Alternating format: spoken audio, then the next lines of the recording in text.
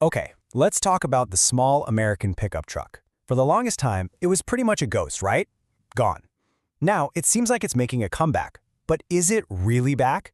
We're going to dive into what I'm calling the compact truck paradox.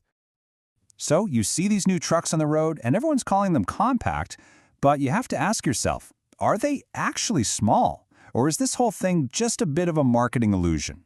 Two big names have jumped right into the ring. First up, you've got the Hyundai Santa Cruz. It's built in the US, and it's basically their Tucson SUV with a truck bed. Super comfortable.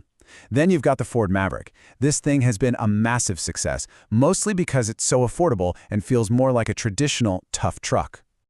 But here's the twist. This is where it all gets a little weird. You know, they're sold as these small, compact pickups, but if you actually look at the specs, well, the numbers just don't lie. They tell a completely different story.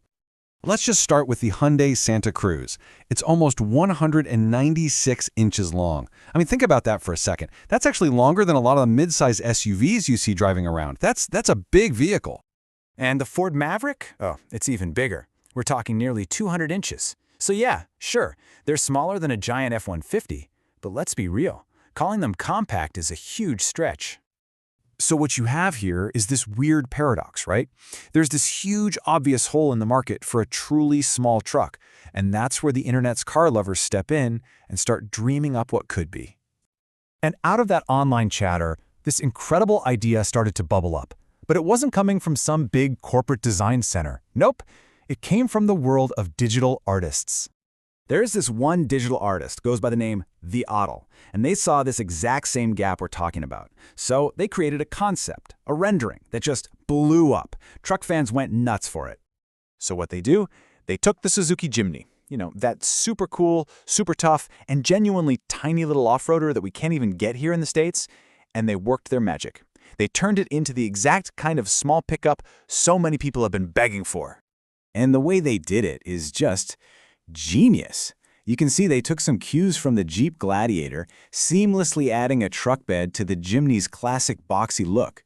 They even stretched the wheelbase just a little bit so the proportions are perfect. It honestly looks like a real production vehicle.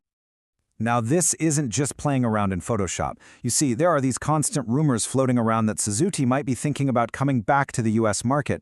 And if that's true, well, suddenly this digital concept starts to feel a lot less like a fantasy and asks a very real question. So here's the bottom line. In a country obsessed with massive trucks, could a truly small, simple, back-to-basics pickup like this actually work? Could it find its people and be a success? And you know what? This is exactly why it could work. See, a Jimny pickup wouldn't be trying to beat the Maverick or the Santa Cruz at their own game. It's a whole different sport. The Maverick is all about the price tag. The Santa Cruz is about that SUV comfort. The Jimny? It would carve out a brand new space. It's for the person who needs to park in the city and also wants to hit the trails on the weekend. I mean, its unique advantage is just undeniable. Just picture it, a truck that you can parallel park on the first try in a crowded city, but it's also a legitimate, hardcore off-roader.